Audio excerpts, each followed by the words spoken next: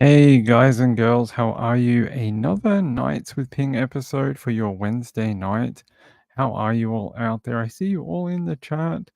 DJ was here and so was Sherry, and I Hate Mornings. Moonlight View made it. Beth B, Juniper made it. Who's a Girl? Marilyn Landis. Who else is here? Yep, another Maria and Sienna both here. Lynn D. I'm just trying to see. So Amy 007. So I'm trying to. The reason I'm a bit late. There's supposed to be a press conference on right now, and I'm trying to find it. It's a press conference for Elijah, the Amber Alert child that's missing. Apparently, his mum is in jail right now, and there's supposed to be some update at 8 p.m. local time. It just turned 8 p.m. local time, and I'm trying to find a live stream for it. So is this maybe? Yes, here we go. How do I do this?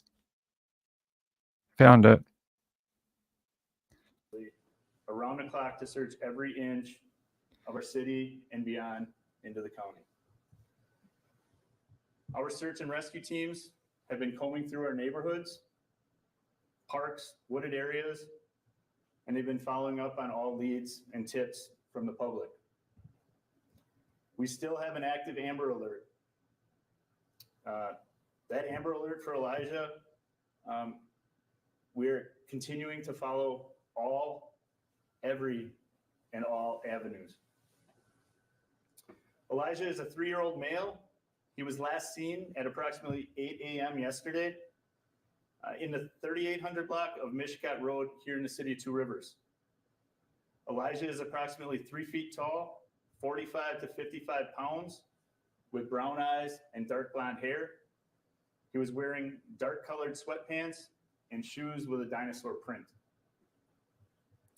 I want to take a moment to express our deepest gratitude to everyone who has volunteered their time, resources, and support to assist in the search for Elijah. Your unwavering commitment to the well-being of Elijah and our community is inspiring. We could not do this without you. As we continue our efforts, I want to emphasize the importance of remaining vigilant and proactive. Additionally, I want to remind everyone to please refrain from spreading rumors and false information. This can hinder our search efforts for Elijah. All official facts and information regarding this search will come from us at the Two Rivers Police Department.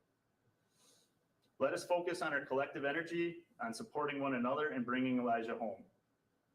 If you haven't done so, please check your home surveillance and search your personal property, but also be mindful of others' private property. We urge anyone with any information, no matter how insignificant it may seem, please come forward and share that with law enforcement. Immediately, every piece of information could be the key to bringing Elijah home. Anyone with information can call the state tip line. We've provided that number, 844-267-6648, or utilize the P3 Crime Stoppers app. You can choose to remain anonymous. The Two Rivers Police Department will provide updates as more information becomes available. Again, thank you. Thank you once again for your continued support and all the cooperation that we've had during these challenging times. Thank you. Chief, do you have a suspect right now? And where are the mother and father in all of this? Sorry, we're not going to take any questions at this time. Thank you. Can you talk a little bit about why this rose to the level of an Amber Alert? Just talk about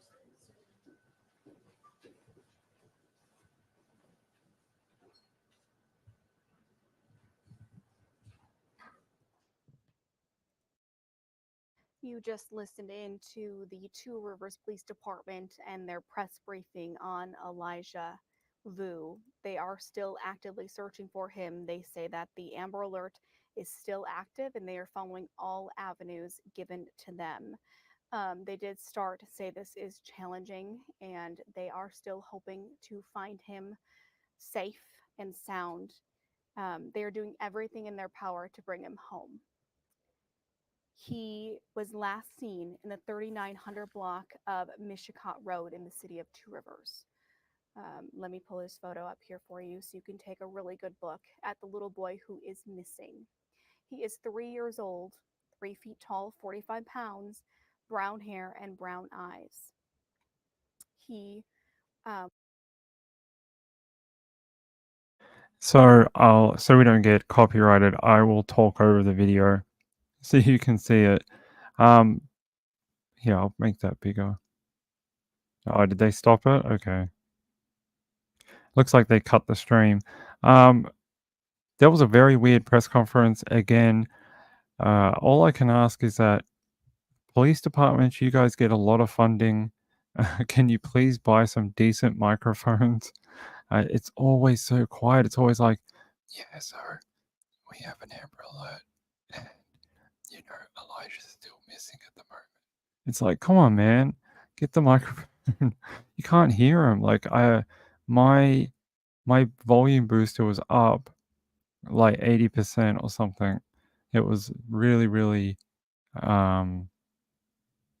really boosted. I had it up about 80% over its normal 100%. So it was 180% of base volume. And it just, I don't know why they do it.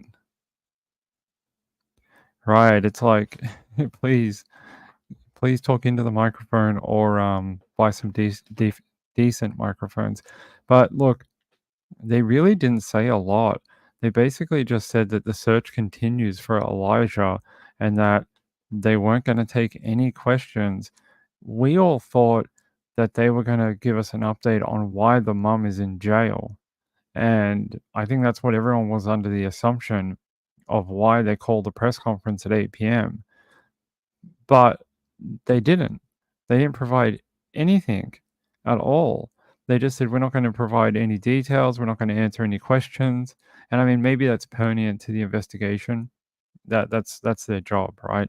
Their job is to find out what happened and, find the little boy. So if that's what has to happen, then that's what has to happen. But interesting press conference.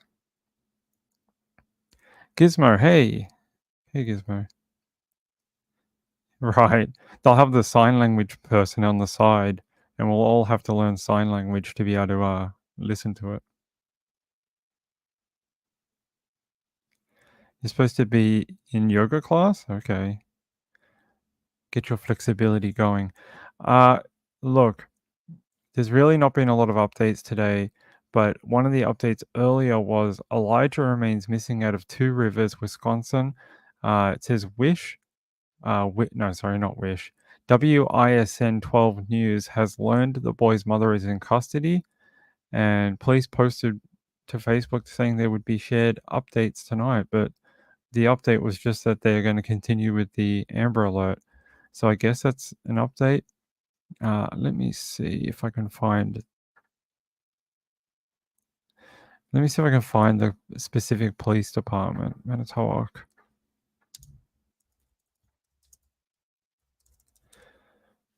He's been missing a long time, almost 24 hours at the moment. Are you kidding?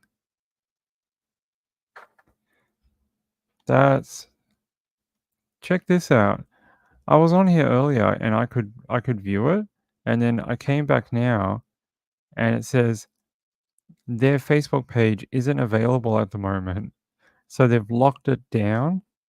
They're not allowing outside people, maybe outside the US. I don't know.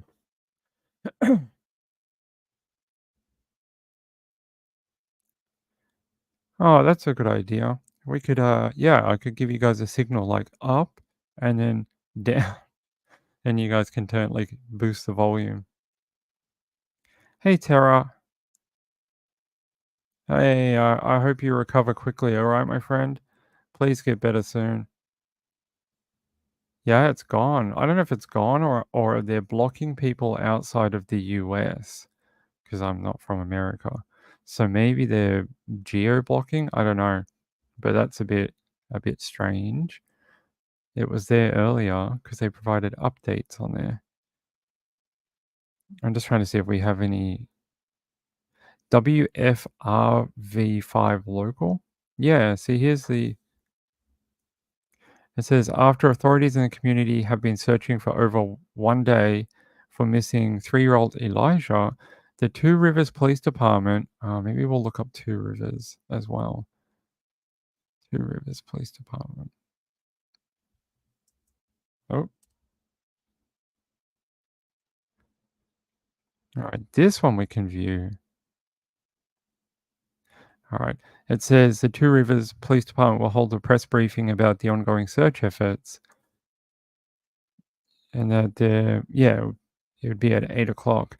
Let's see what this has. You're joining Local 5 News at 6. I'm Michelle McCormack. And I'm Tom Zaleski. 3-year-old Elijah Vue of Two Rivers has been missing now since 8 o'clock in the morning yesterday. The Lakeshore community has witnessed a search by land and from above, and with each passing minute, more agonizing worry. Local 5's Timothy Leteau is live with an update. Timothy? That's right, Michelle and Tom. There's just one squad car that remains here on scene outside of Elijah's apartment here in the parking lot, as there were dozens of law enforcement vehicles from multiple agencies earlier on in the day today. We haven't received an update from law enforcement since last night, but dozens of volunteers have still been searching for the toddler since the early hours this morning. He's been missing since at least 8 a.m. yesterday, when a caregiver was the last to see him. There's a lot of uncertainty for extended family members who came from Appleton and Green Bay to help with the search. That's because they haven't been in contact with Elijah's parents for the last couple of years. There's been a no contact. We haven't had contact with the mom or the kids for the last 2-3 years. So when I saw that post, I immediately acted right away. And we came here yesterday looking for him. And Two Rivers Police say that more updates will be coming later on tonight. We'll keep you posted when they do. For now, live. So it sounds like they have a bit of an interesting family dynamic. Yeah, it sounds like they're maybe like a fractured family, unfortunately, but it's really cool to see, as soon as they saw it, that was his auntie. Let me see. I thought I got that right. Let me see. Yeah, Elijah's aunt, Linda. So she's come to help search for her nephew, and that's it's nice to see. But got to find him. Got to find the little kid. It says officials say that during the briefing, representatives of the police department will give updates on the search and rescue operations. Additionally, officials will provide information on who the community can help. No, it says who, but I think it's supposed to say how the community can help bring Elijah safely back home. There was another one here on the Two Rivers. This was their press briefing notice. They say they invite you to attend a press briefing at the Two Rivers City Hall. How the community can insist in bringing Elijah home. Interesting that they didn't provide any further details on the family members, but fair enough. That's maybe not our information right now. Can we click that? No. It will be live streamed. Do they have a videos page? Let's have a look. No, that's a puppy dog. I don't know where they live streamed it, but it wasn't on here. Let me see. Maybe they got a YouTube. Maybe they got a better audio on that one.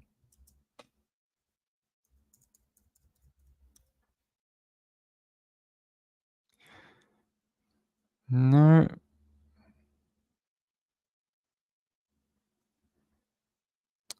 Doesn't seem so, eh? So I don't know where they said it would be live streaming from. Their last live stream was like 4 years ago.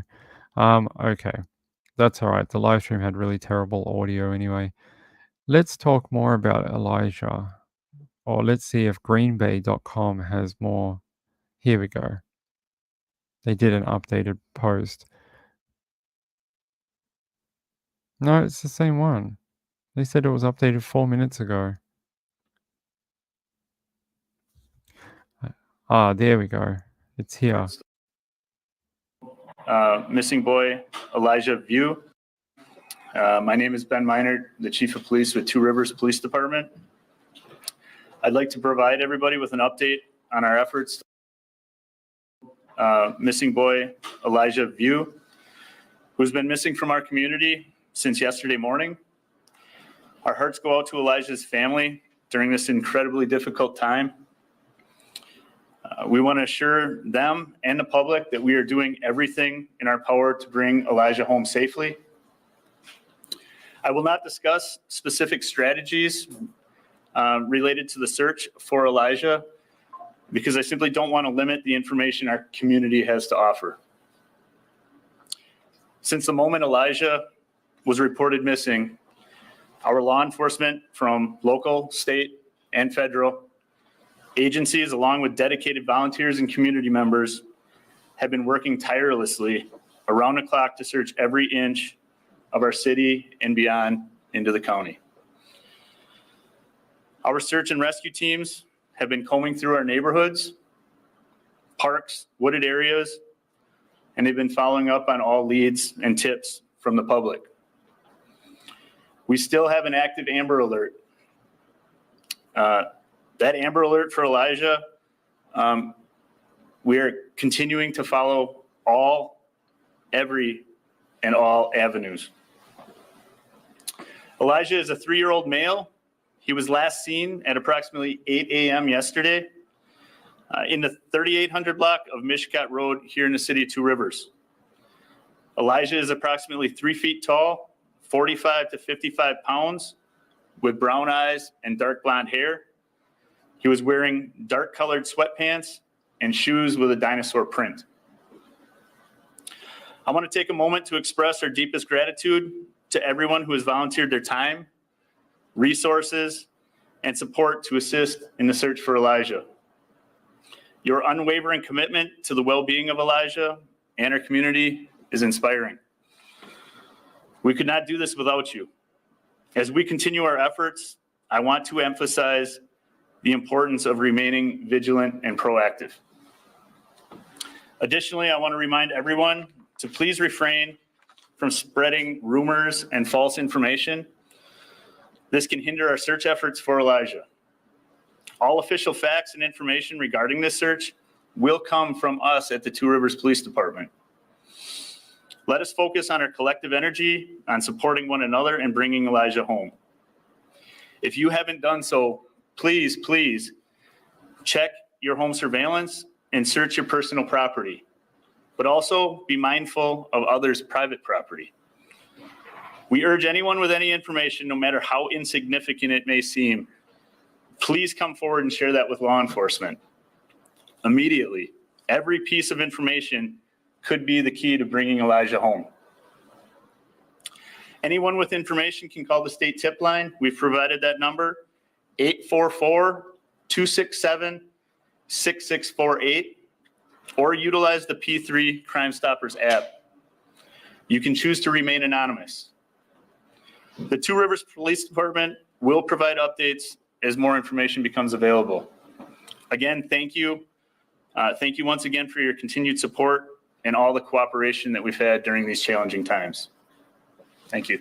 Chief, do you have the suspects right now? And where are the mother and father in all of this? Sorry, we're not going to take any questions at this time. Thank you. Can you talk a little bit about why this rose to the level of an Amber Alert? Just talk about certain.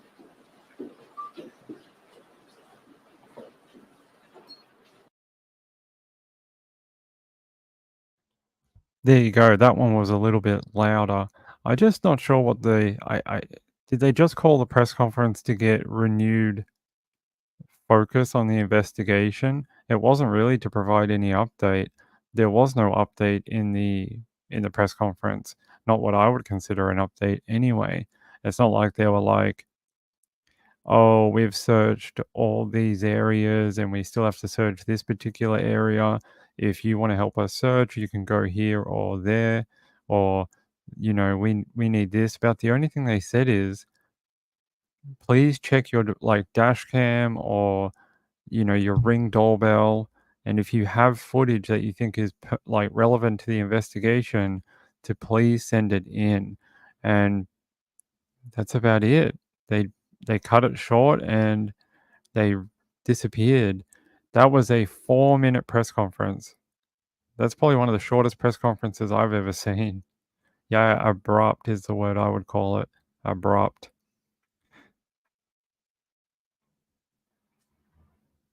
Yes, let us know if I'm a suspect. Okay. I don't even live in Wisconsin, and I've never been in Wisconsin. Let me just check. I wanted to tell you, for people who haven't seen the case, I wanted to give you some background about Elijah. Yeah. He was last seen in the 3900 block of Mishicot Road in Two Rivers at 8 a.m. on the 20th of the 2nd. He is described as having Hmong and white ethnicity and dark blonde hair and brown eyes. He was last seen wearing grey pants, long sleeved dark shirt, and red and green dinosaur shoes. He is possibly carrying a red and white plaid blanket as pictured. I think we showed that photo the other day. I can show it again here. They think he's possibly carrying this blanket that's wrapped around his body in this photo. And this is a photo of Elijah. So he's only a little fella. I think they said he was like 3 foot tall or something. Like he's tiny and very easy to miss him. He's only little. There's another photo of him in a car seat. And then there's the photo from the Amber Alert. So no information about why the mum is in jail. No more information about family structure, which maybe there's something there that they want to investigate. I don't know. We didn't find out. The press were very keen to ask about it, but they didn't hear anything. They basically said no questions, and then they left. Yeah, it says here the Two Rivers Police Department is asking all residents to search any outbuildings, vehicles, or any other concealed areas they may have on their property in an attempt to locate Elijah. Additionally, if residents have surveillance cameras or Ring doorbells, we are asking the public to please check them for images of Elijah. The Two Rivers Police Department has received requests from several individuals to use personal drones and personal canines to assist in searching. At this point, please refrain from the use of drones as it may interfere with law enforcement canine and drone searches. If anyone has information, please contact the state tip line or utilize the P3 app. They said he was last seen at 10:49 a.m. No. The incident was reported to dispatch at 10:49 a.m. The caller, identified as the adult caretaker of Elijah, stated that Elijah was last seen at approximately 8 a.m. in that 3900 block.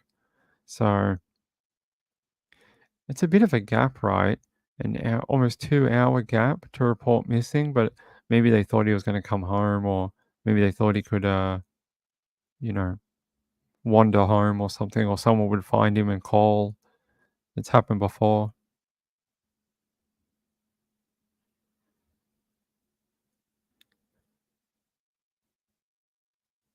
There's apparently a lot of rumors and innuendo being spread. You can see it here in the comments. A lot of people saying, don't believe the rumors.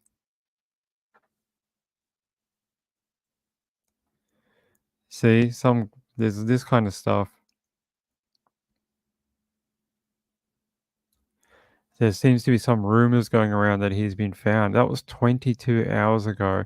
I don't think the police would still be calling press conferences and keeping an Amber Alert alive if they had found Elijah. So it makes you understand, be very careful with the information you read about online. It may not be correct. It may not be correct, it may not be real, and it may be just local gossip. Hey, Emily Narb. Hey, how are you? Yes, dinosaur shoes. Red and green dinosaur shoes. Let me double check.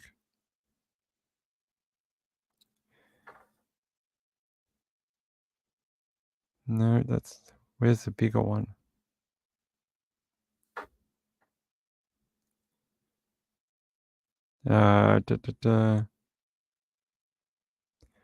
Red and green dinosaur shoes. I don't know what that might look like. Does anyone? Maybe like those plastic type little shoes, or trying to see what a red and green dinosaur shoe might look like. I don't know. There's various types. You can see. I'll show you. Like there's ones like that, or something like that. Could be anything like that for a little kid. Anything that has red and green on it. So these are quite common with little kids of that age. These little Velcro-y, canvas shoes. I know that these are quite popular with little boys and little girls. Pink ones for little girls I've seen. Yeah. I'll just switch it back there. Let me see. There's a reporter called Kendall, and she has been keeping up on this, and I just want to check her before we move on. She didn't provide an update after the press conference, which is interesting. Maybe she will later on.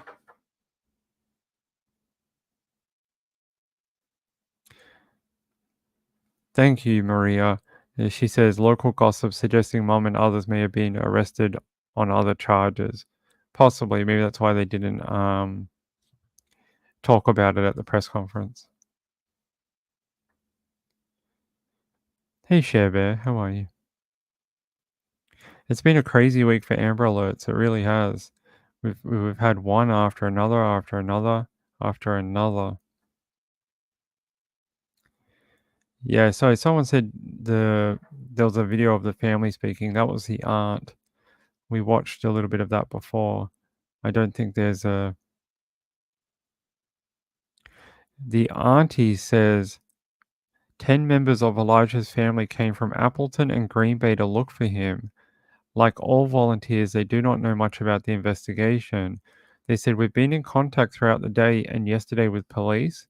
We're just as clueless as everyone else. I really don't know where he could be. I don't have any information. My guess is just as good as everyone else's. We have the whole family here looking for him. The family says they haven't had contact with him or his parents for years. There's been no contact. We haven't had contact with the mum or kids for the last 2 or 3 years. When I saw the post, I immediately acted right away. We came up here yesterday looking for him. We just hope he is found safe with someone and returns home as soon as possible. And that was his auntie. So there you go. It seems like maybe there's a few family issues or fractures within the family, unfortunately, which is very sad.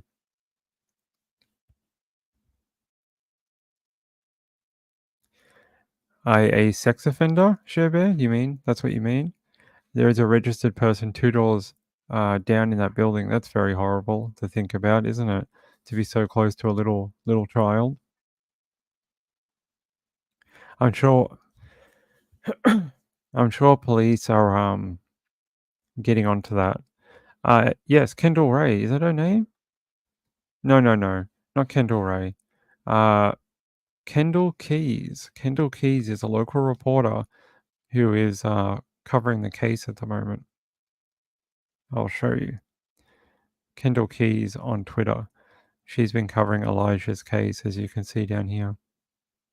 She did a little update actually 2 hours ago. We can watch. Investigators issued an Amber Alert for Elijah Vue yesterday. More than 24 hours later, still no sign of the child.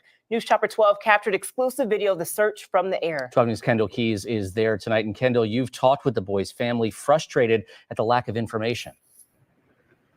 Patrick, we heard from the boy's aunt today. 12 News has learned the boy's mother is in jail right now, taken into custody early this morning. We've asked police if this is related to the boy's disappearance, but they have not given an official update on the case, nor have they answered any of our questions. Meanwhile, the search continues, and we've watched those investigators hone in on this apartment building right here.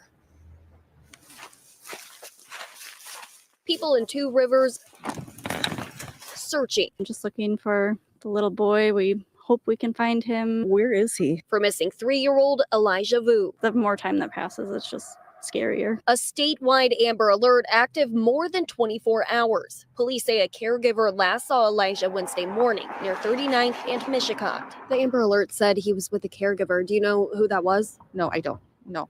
Elijah's aunt came Thursday to look for her nephew. Words can't explain what we're going through. I know our hearts are very heavy right now at this time. You know, we're all trying to be very hopeful. It's on Mishicot Road at this apartment building Wednesday night that 12 News cameras captured investigators collecting evidence, going through the trash in a dumpster outside of the apartment building and finding a small slip-on shoe on the ground. It's the same kind of shoe investigators say Elijah was last seen wearing. Hoping for the best outcome of this whole entire situation. You know, at this point where we're not getting a lot of information. Kendall, this afternoon, the Two Rivers city manager took to Facebook. Patrick, he asked the public to be patient, but did say he expected an update from law enforcement tonight. 12 News has not heard from them officially since Elijah disappeared.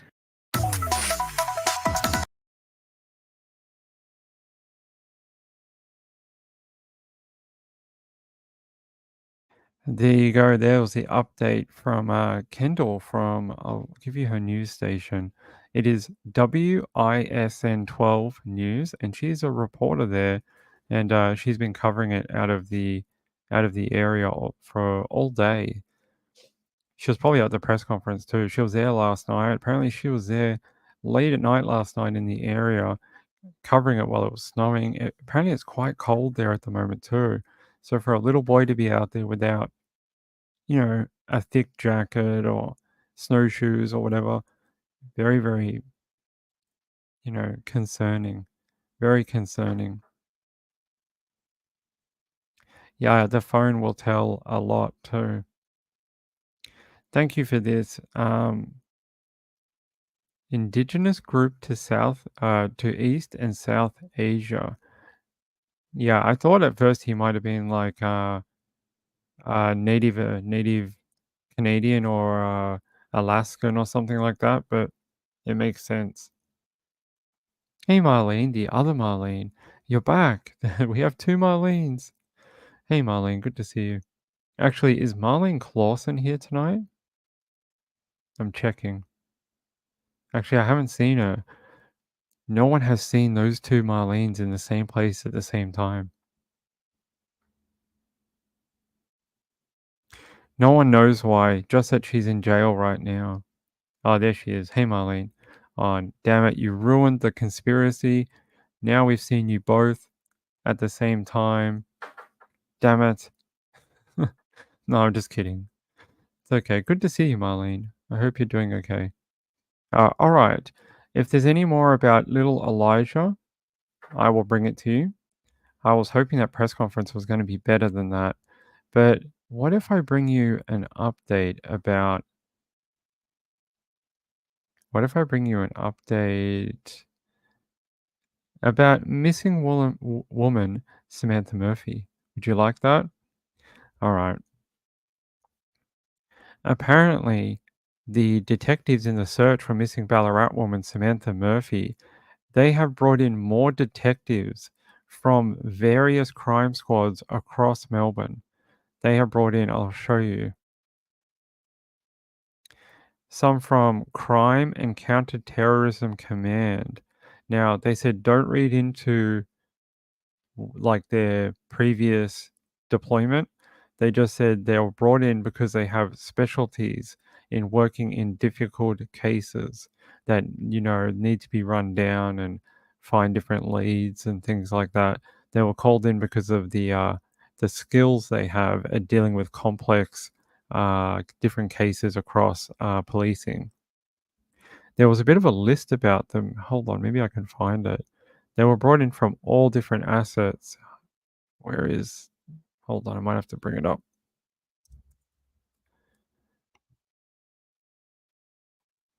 Where is it?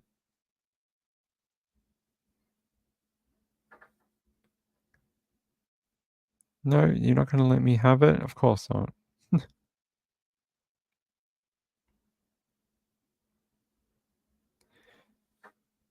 No, they're not going to let me get to it as quick as I can. All right. Thanks for that, Herald Sun, for moving the article around.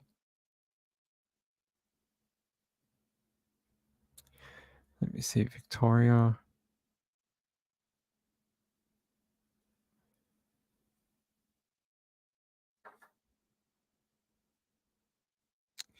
No, I can't find it, unfortunately. Nope. We'll have to just deal with the Guardian article. I don't know, maybe they removed it. It says here, experienced detectives from a number of units across the Force's Crime and Counterterrorism Command were deployed to join the Missing Persons Squad, which is leading the investigation. They said those highly skilled detectives have been selected for their experience in complex and protracted investigations. They have not been selected due to the crime theme they currently work in. So some of them work in Middle Eastern gang squad and things like that, but they're not being brought in because there's any association with the work they were previously doing. They said the lack of leads about Murphy's whereabouts prompted police to say her disappearance appeared suspicious and unusual, and that is the reason they're bringing in more detectives. The Ballarat community came out in force to look for her shortly after she disappeared, with crews scouring the areas of Ballarat region, including several different state forests.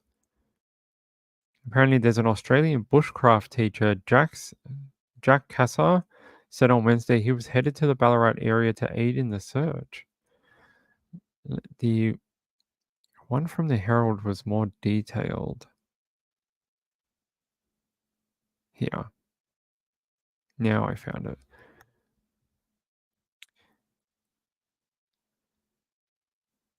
They said, yeah, more than a dozen detectives from specialist Melbourne-based units have been assigned to the Samantha Murphy mystery.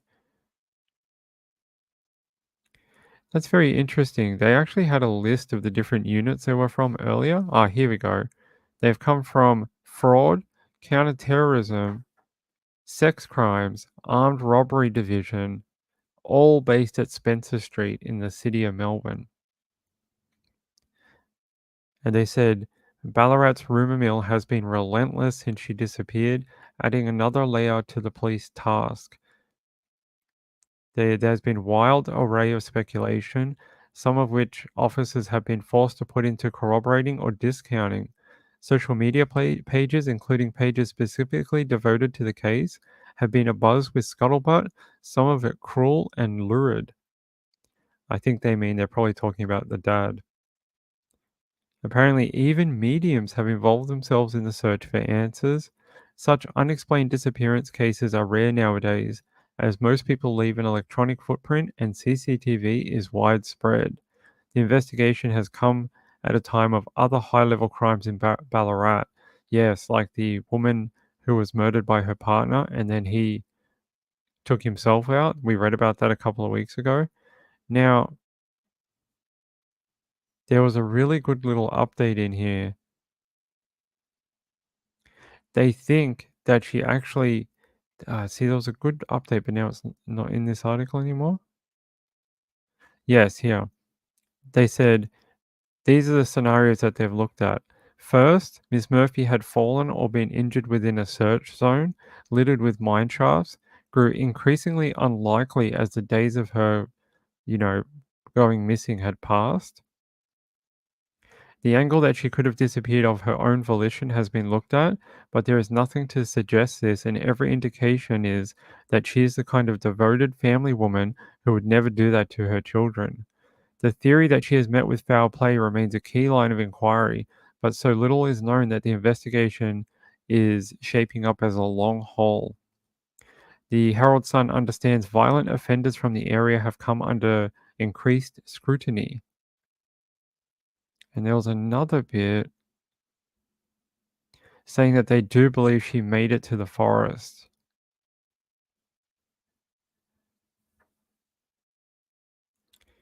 Where is that?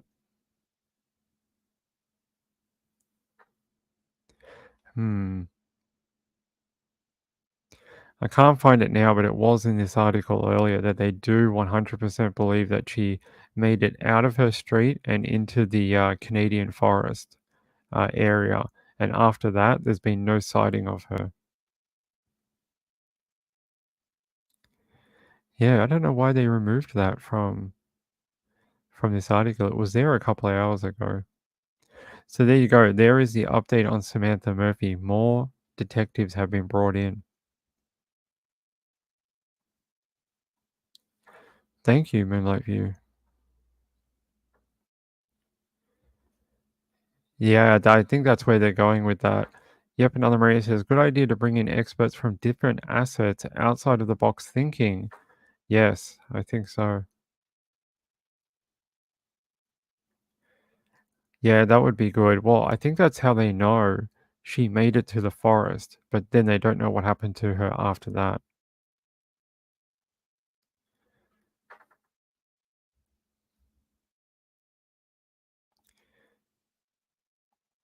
Hold on.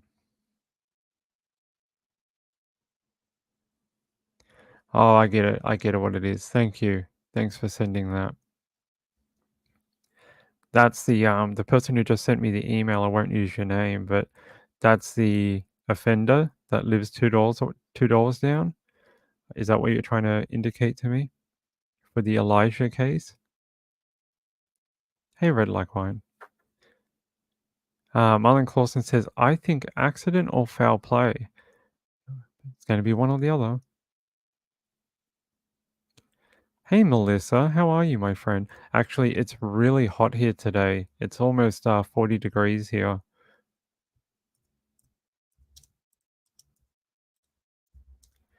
Almost 100 degrees here right now where I am. It is real hot. 50, yeah, I read Houston was in the 40s like for like the last 2 weeks, and now today it's going to be in the 80s, and then tomorrow as well, more spring-like temperatures. So Houston's going to get an early springtime.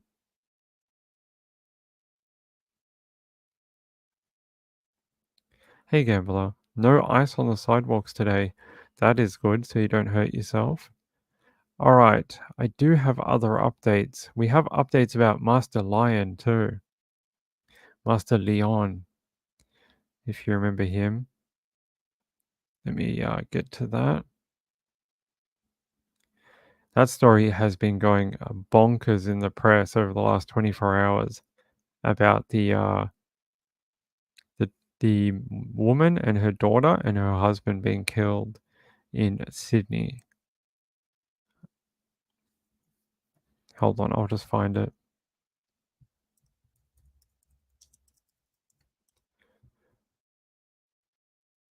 Yeah, Sydney Morning Herald.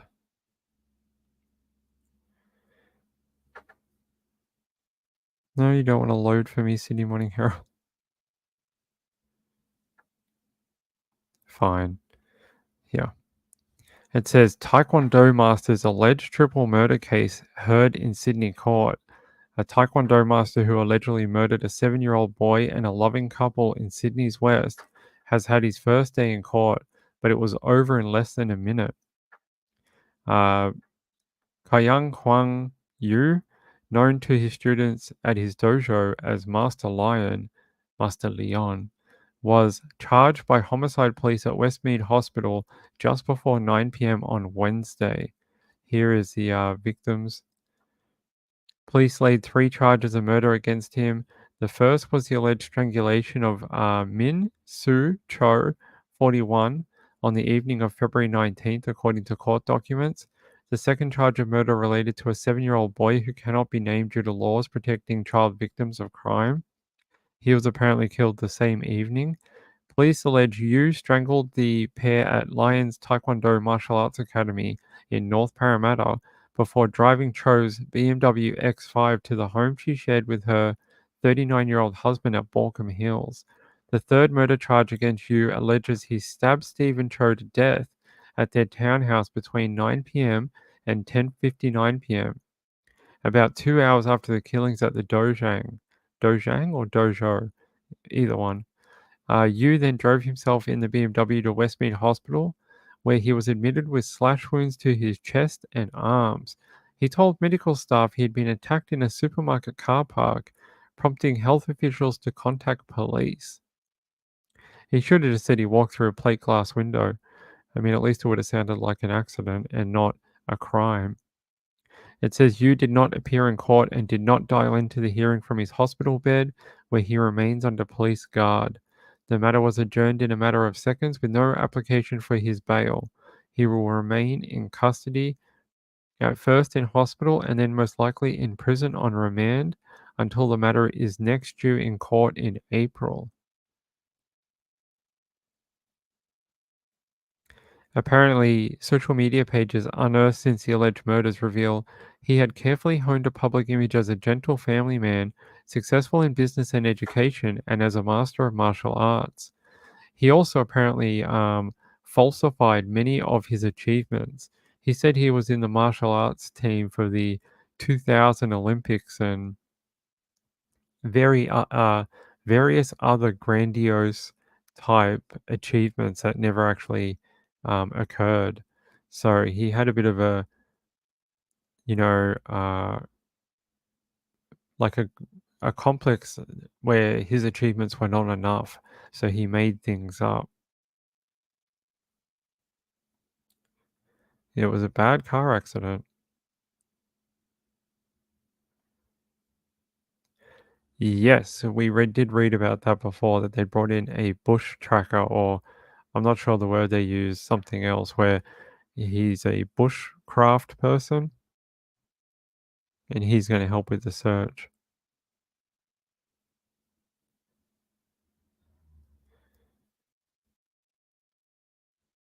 Hey, retired RN, how are you? Hi, Snarks, hey. Oh, okay. Taekwondo is a dojang and karate is a dojo. I'm a very Karate Kid person, so that's probably why I said dojo. Because I love the Karate Kid.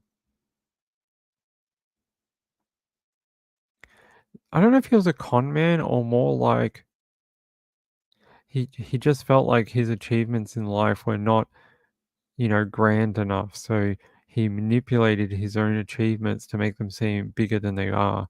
Sort of like a narcissistic tendency. It's almost what it seems like, or like some sort of inferior complex that his life and achievements are not enough. Because there was I'll find it. Hold on. There was an article about it. Where is that link? This one?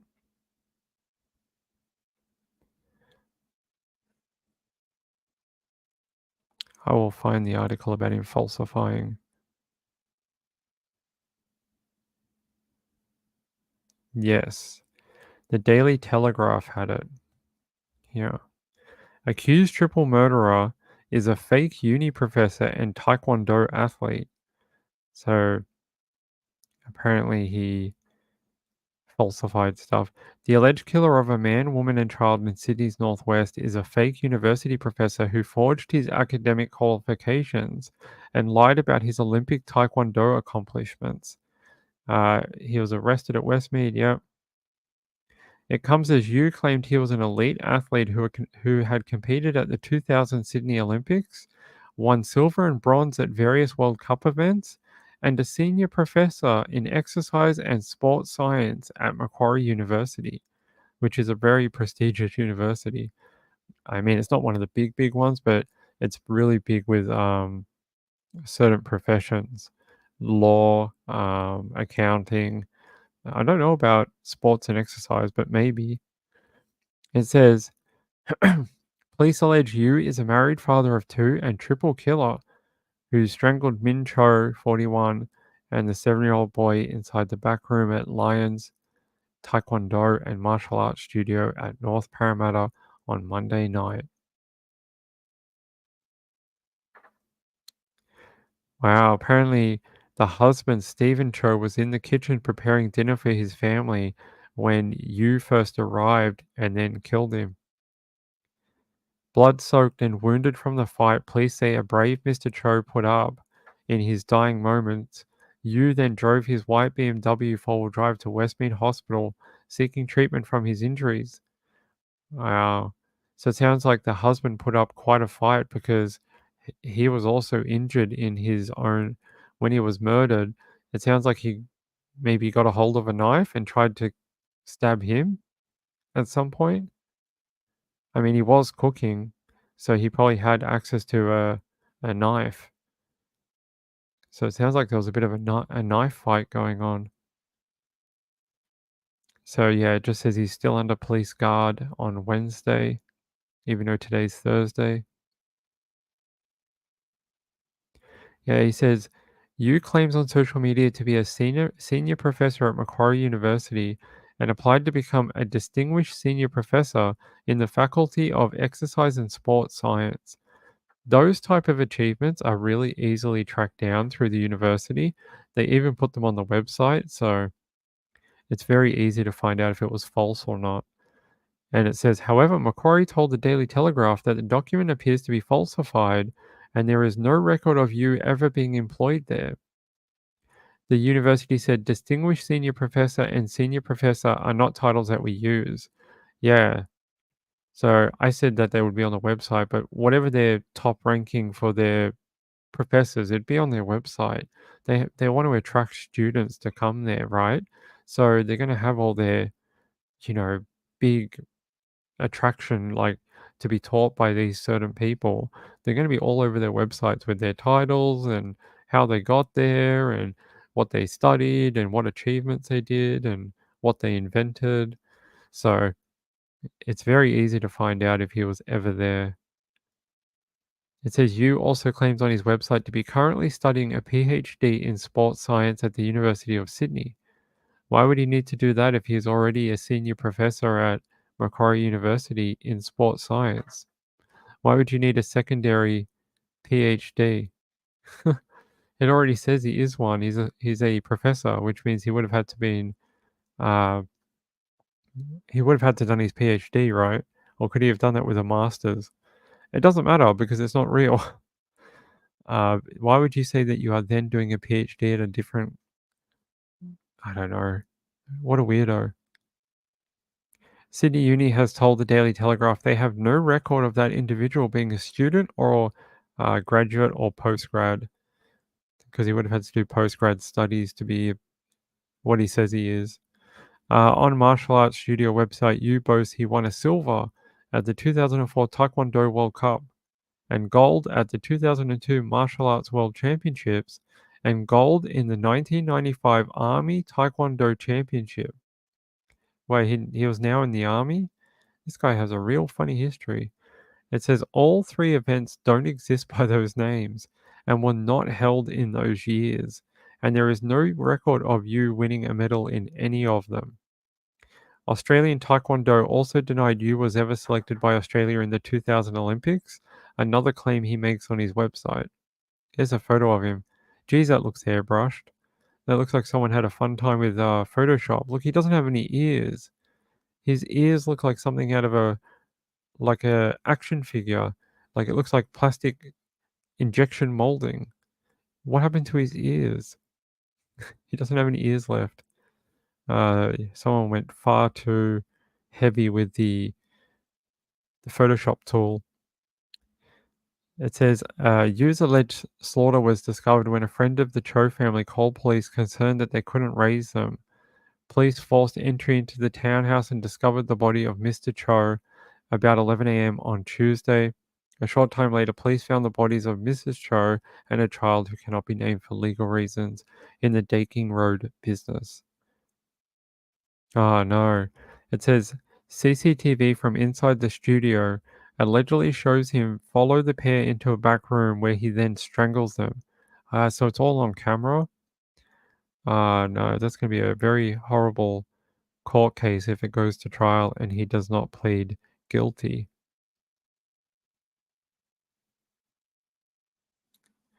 Mr. Doherty, the head of homicide, says This was a loving family. There were no warnings. It was out of the blue. It wasn't something that was forewarned. A neighbor of the Cho family named Nancy said she saw Mrs. Cho on Monday afternoon at a local school pickup where she chillingly said she was on her way to the martial arts studio. It was 3 p.m. at school. She said she was rushing off to Taekwondo, and she said the lady who's speaking, Nancy, said she was taking her child to a swimming lesson.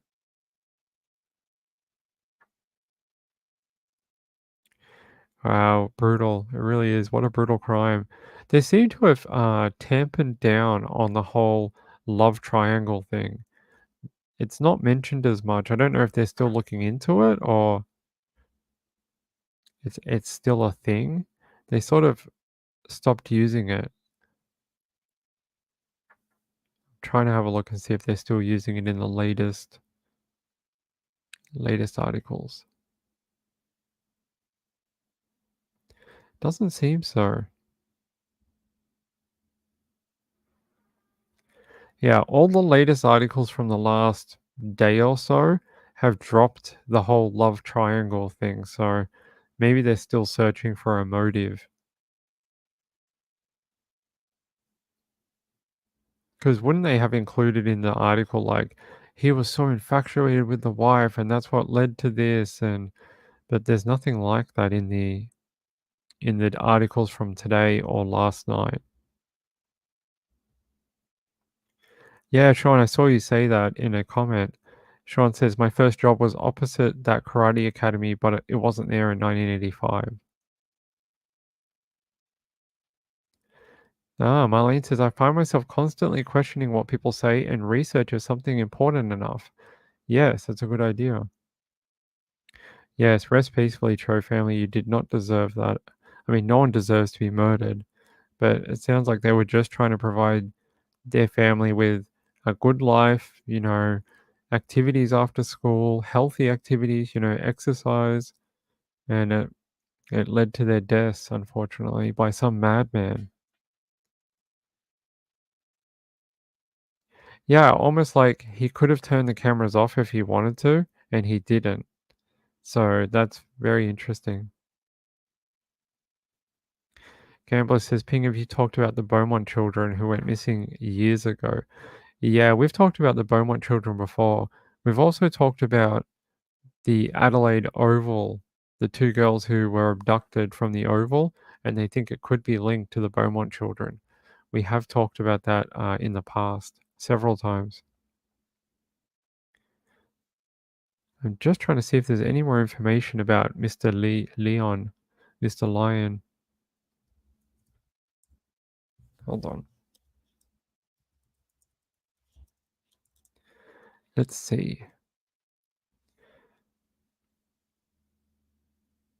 No, the news down in Australia is all excited about Travis Kelce being here on an aeroplane. I'm sure there are more important things in the world to report on than some football player coming to visit his girlfriend in Australia. Yes, we can have a look at that. You guys want to see Laurie Vallow's court appearance today? I can show you that. It says, Laurie Vallow smiles in heavy makeup. I like how that's sort of like a running thing now. And looks adoringly at her attorney as she appears in Arizona court over plotting to kill her ex-husband, Charles Vallow. Yes, she is. I don't mean to talk about a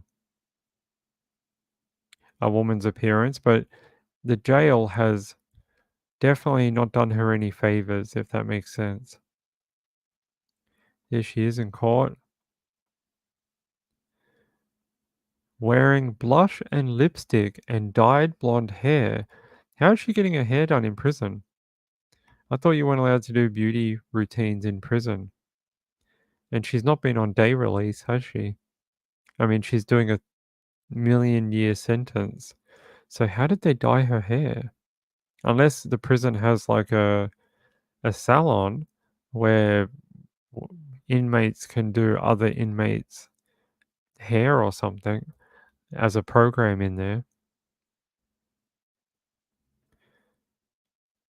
So it says, in handcuffs and an orange prison jumpsuit, the mother who was convicted in May of murdering her two children, Ty Lee and JJ, stated her name and date of birth during what the judge described as a complex case scheduling hearing. The judge scheduled the next pretrial hearing for April 24, and Valu waived her right to appear on that day before she leaned over and whispered to her attorney. Oh, wow.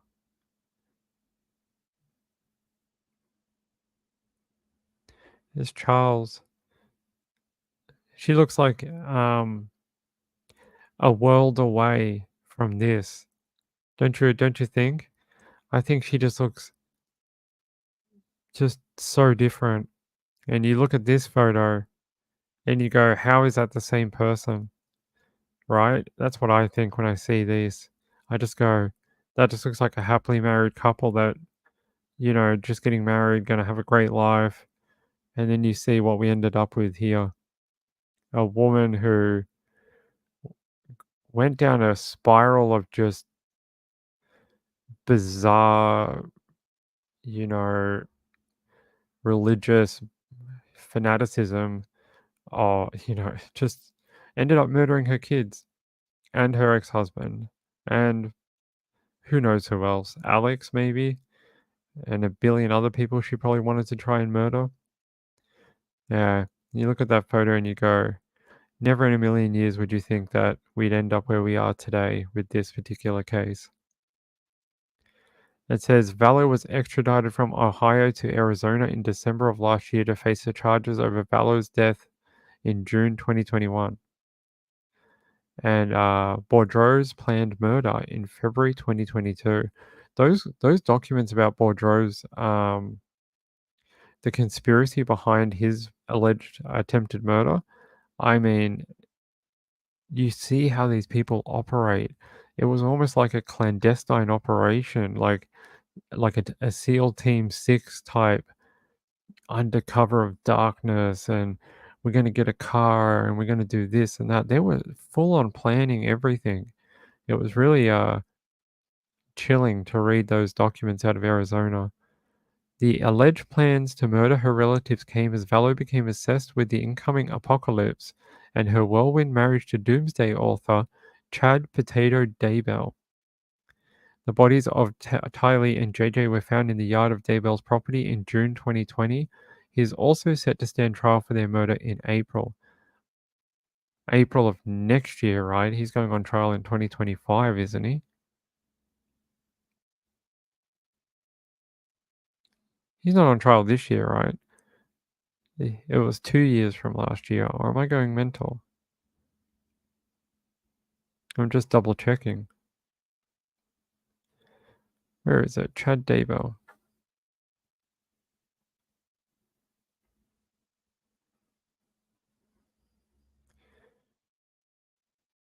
Chad Daybell's attorney. Oh, it is this year. I thought it was 2025. I thought it was a 2-year break. You know what's interesting?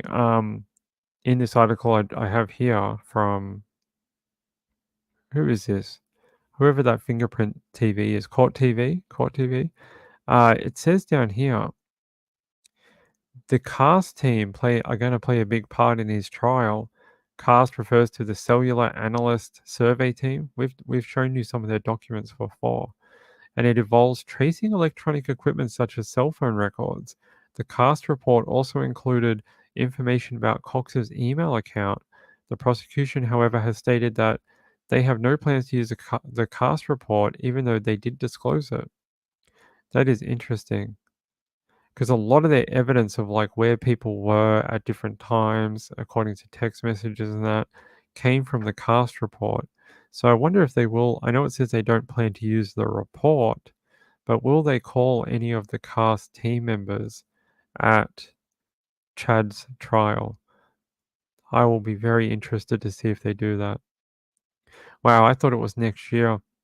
So it's only in a couple of months. 2024. I don't know why I thought it was 2025. Marlene says judge said it's going forward, I believe. Okay. Wow, I don't know why I thought it was 2025. Sherbet says he's scheduled in court on April Fool's Day. How ironic. It's his birthday, isn't it? I mean, being a fool and all. It's his national holiday.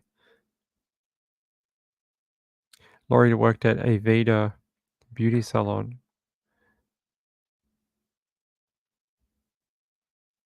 I really want that report. I don't think it's been released, but I really desperately want the cast team analyst document.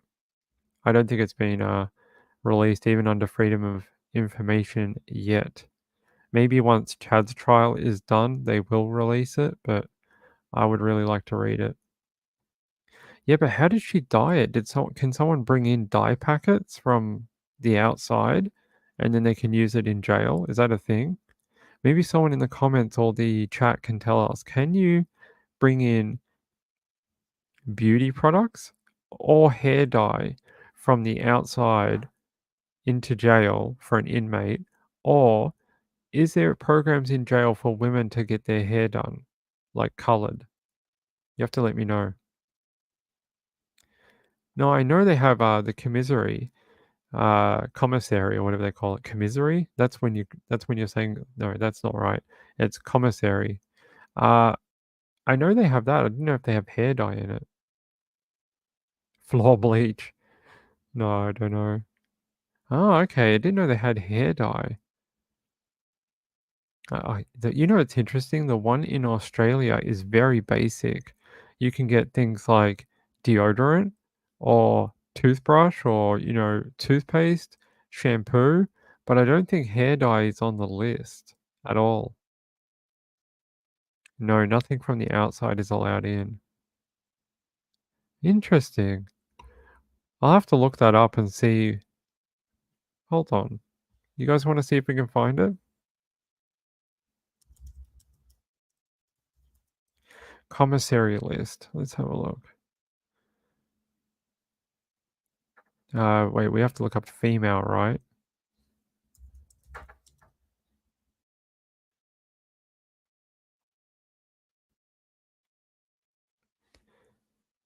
Actually, I have one from Brisbane, Australia prison.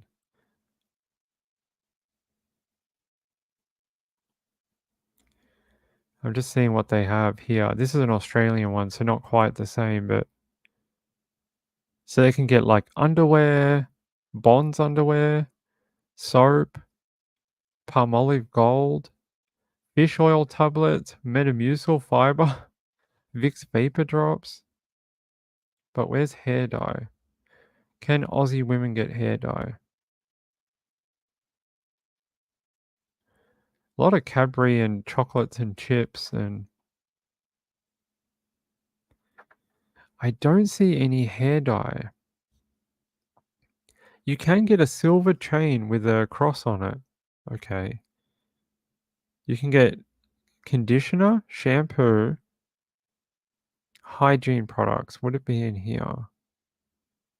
Hair repair treatment.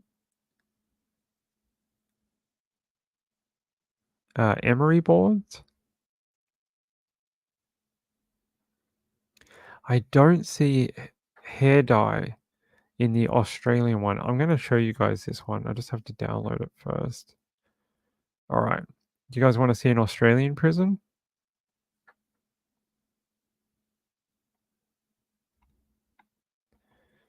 Here's an Australian prison's.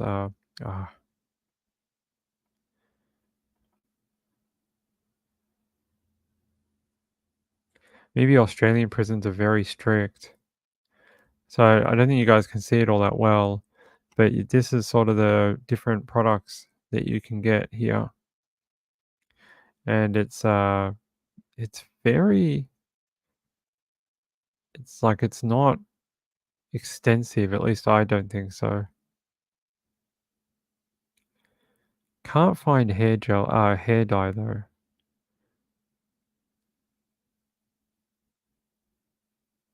You can get panty liners. Is that hair dye? No, that's not hair dye. Okay. Hair care items. Yeah, they're just like hair bands and hairbrush.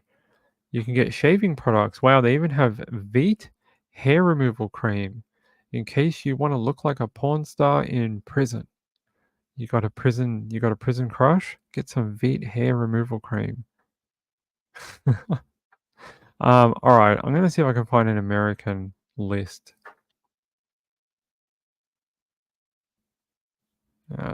USA. All right. Hold on, guys. I've got a phone call. Hold on.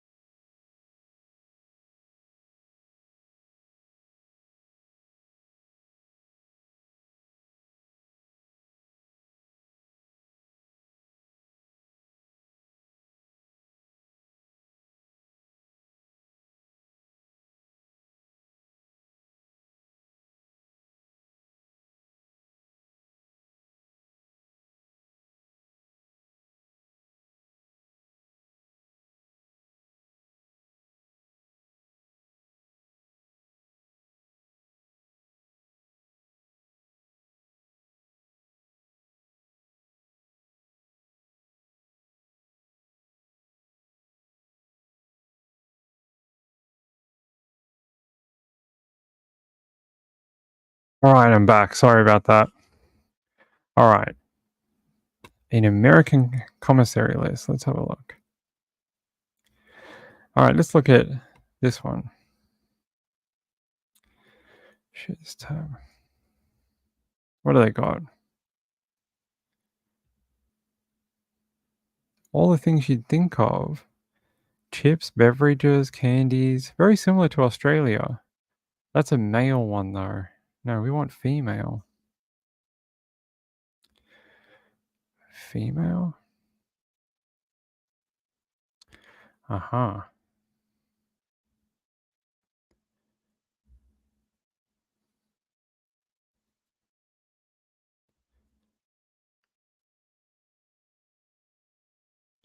You can get like things like hair relaxer, hairbrush. This looks like very old, actually. I'd say if you could get hair relaxer, you could probably get hair dye.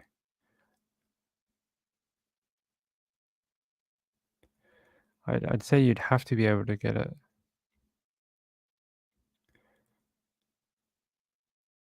I can't see it listed on here, but see, Dark and Lovely Relaxer Kit.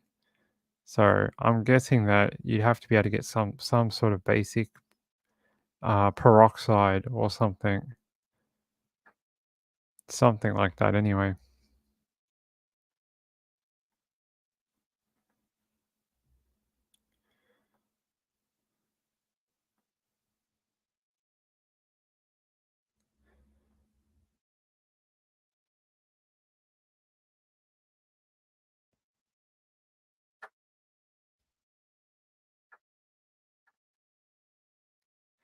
Oh, Gambler said, I heard the list that's offered where she is. Okay, it's available somewhere? I'll find it when we're off the air and I'll bring it back tomorrow. Yeah, I think it would be different in each state. Sun-In. Oh, I remember Sun-In from the 90s. Do they even sell Sun-In anymore?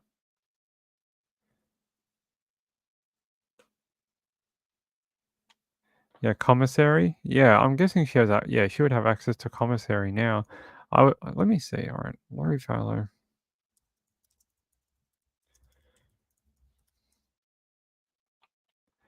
Is there any like? Has anyone written an article on it?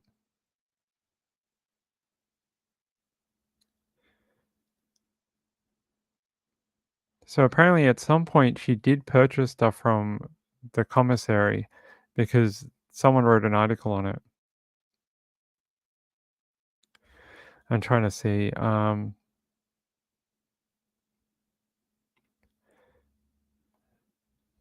This is a very old article apparently.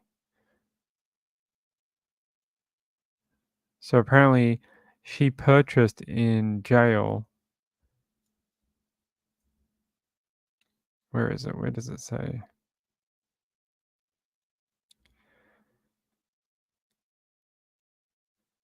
Here. Someone said she was proud of her blue toenail polish, but whined about her dry skin, worried about how she would look during the hearing, adding that she lent Valo Deba lotion, deodorant, and makeup she had purchased from the commissary.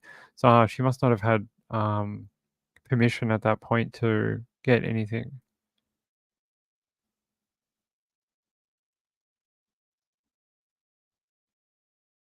Wow.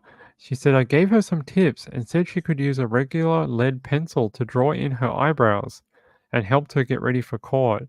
So she comes into the door and has on bright pink lipstick. She said, How does it look? And I hesitantly paused and said, Oh, you look good. Is that when she had like the funny lipstick? Remember that? And it was like she had kissed like some sort of candy. Like it looked like she had got literal red candy and wet it with like water and then rubbed it on her lips. It was pretty ghastly. It was pretty bad. Might be this one. Might be that court appearance. I know everyone was talking about it at the time. Shave Laurie's head. Maricopa County Women's Commissary supplies. Look up Maricopa County. Okay.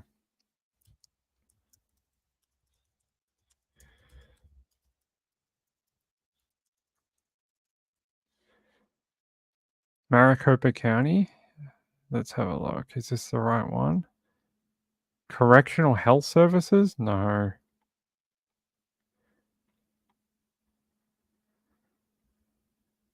I don't think this has the commissary in it, does it? This is sort of like a welcome thing. No, this is all like what you can do in the prison and what you can't. Okay, that's not it.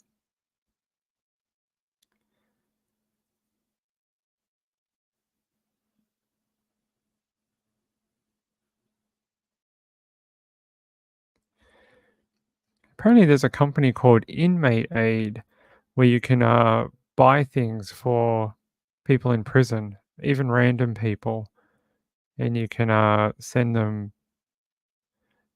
different stuff. Didn't know that.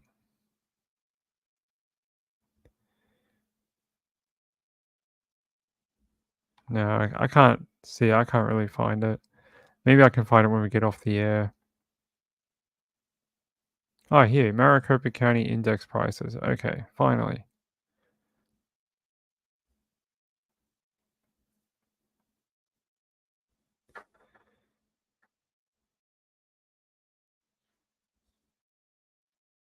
Hold on.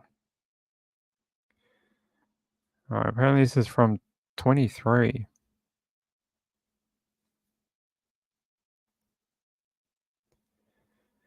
Wait. Really?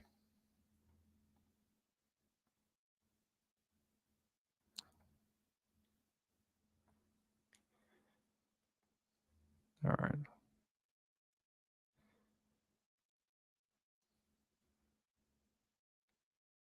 Someone protected it, like the image, so I couldn't just download it. Now we can. And then we're going to have to get off the air. This will be the last thing we do for tonight.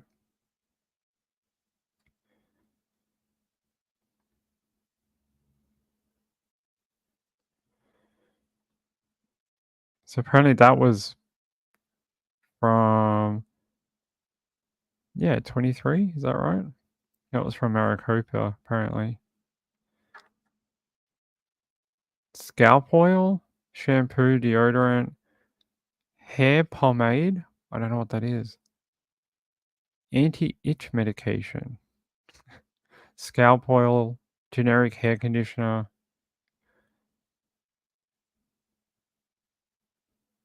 Prices as of the 18th of the 4th, 2023. This is like the canteen. I guess that's the same thing. Colored pencils, eyewear, chapsticks and stuff. I don't know if that's a correct one, but there you go. There was a second column too. Someone must have friends in there.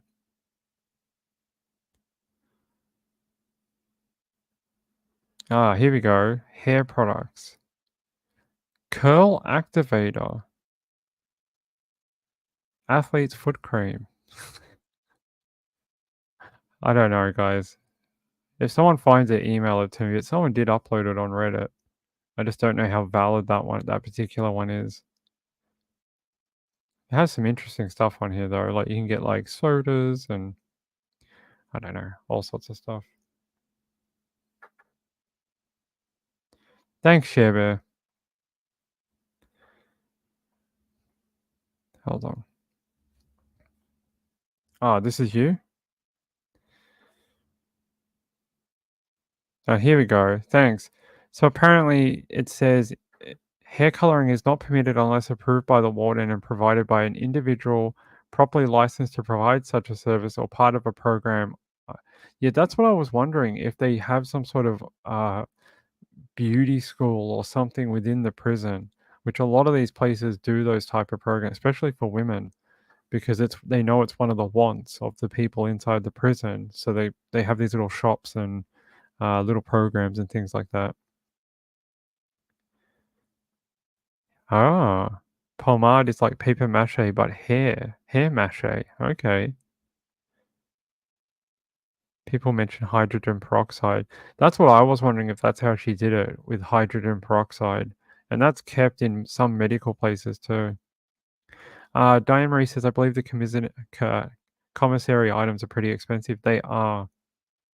They can be quite, I mean, compared to the outside, they're probably a fortune. Like prices we're not used to. Let me just check this particular one and then I'll tell you what I think. Oh, it doesn't have it. Where's the Aussie one that we had up? No, I can't find it. It's all right. I know that the prices in Australia are quite expensive compared to the outside world. Does she still have a hair salon license? That is interesting because she is a qualified person, right?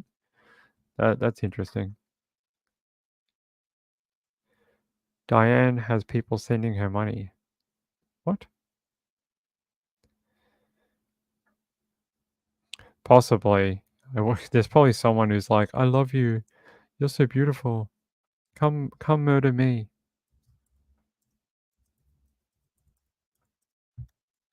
Sorry, we got off track near the end. We got all involved in the commissary items. Sorry about that. Okay, let's wrap up for the night. I want to thank Gizmo. Gizmo, that is very, very kind of you. I appreciate that. It is extremely kind of you to support the channel. And the other person, I'm just going to call AC. AC, that is very sweet of you. Very, very kind and helps me out a lot. I want to find their real name though, like their chat name. It's probably listed in my Ko-Fi. Oh, it's Vegemite Smile. Thank you, my friend. That is very sweet of you.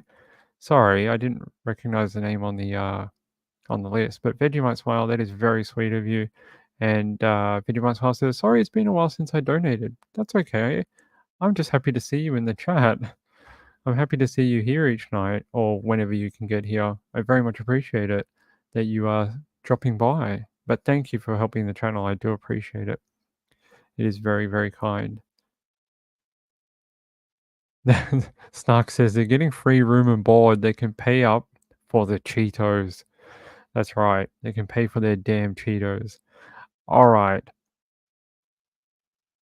Yeah, she was convicted in Idaho, but she's currently in Arizona on extradition to face charges for her ex-husband and the Bordeaux assassination attempt. So she's down in Maricopa County right now. That's what we were talking about earlier. Maricopa County. Yeah, I'll bring it up. I'll try and find a really good one where we can actually read it on the screen. And if not, I will type it out and put it on a photo so we can actually read it together. And we'll have a look tomorrow night, okay? Or maybe as a late show in an hour or two. I love you all. Thank you so much for a great night again. I am getting a little better. My voice is starting to clear up. Not as many crackling today, which is I'm happy with, and less interruptions tonight. Just one. My filter fell down. There we go. Just one. We'll be back tomorrow night, or maybe a bit later. We'll see. I might do a late show, and then that's it. That's it. I love you all. See you later. Have fun at Trisha's and say hi to Trish and everyone for me. Until then, bye-bye. Bye.